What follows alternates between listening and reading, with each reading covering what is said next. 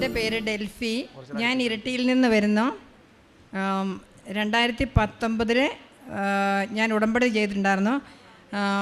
എനിക്ക് കുറേ വർഷങ്ങൾക്ക് അതിന് കുറേ 3-4 വർഷം മുമ്പ് 40 ലക്ഷത്തോളം കടബാധ്യത ഉണ്ടായിരുന്നു. മക്കളെ പഠിപ്പിക്കാൻ വേണ്ടിയിട്ട്, മോനെ പഠിപ്പിക്കാൻ വേണ്ടിയിട്ട് അങ്ങനെ ഞാൻ എടുത്തതാണ്. പിന്നെ എനിക്ക് സ്ഥലം വിൽക്കാനൊന്നും പറ്റിയില്ല.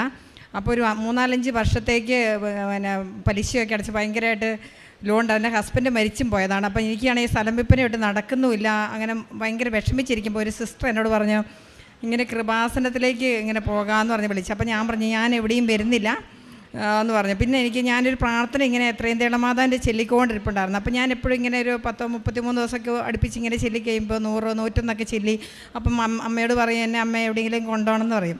അപ്പോൾ അത് കഴിയുമ്പോൾ കറക്റ്റ് എവിടെയെങ്കിലും ഞാൻ പോകും.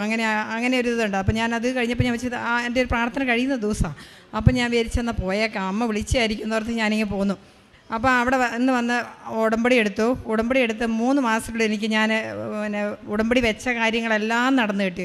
ഒരു കാര്യം മാത്രം ഇതിനകത്ത് കുറച്ചൊരു പകുതി നടന്നു കിട്ടി. അങ്ങനെ ബാക്കി എല്ലാ കാര്യങ്ങളും അന്ന് തന്നെ നടന്നിട്ട് 40 ലക്ഷം കടമുണ്ടായിരുന്നു, അത് വെച്ചായിരുന്നു. പിന്നെ ഒരു സ്ഥലം വിൽപ്പനയൊക്കെ നോക്കിയിട്ട് കുറേ കാലമായിട്ട് നടക്കുന്നില്ലായിരുന്നു, അതും നടന്നു കിട്ടി. അത് ഞാൻ ഡേറ്റ് ഇട്ട് പ്രാർത്ഥിച്ച്. എത്ര വർഷമായിട്ട് തടസ്സപ്പെട്ടു കിടക്കുക? അത് 4-5 വർഷമായിട്ട് ഞാൻ നോക്കുന്നുണ്ടായിരുന്നു.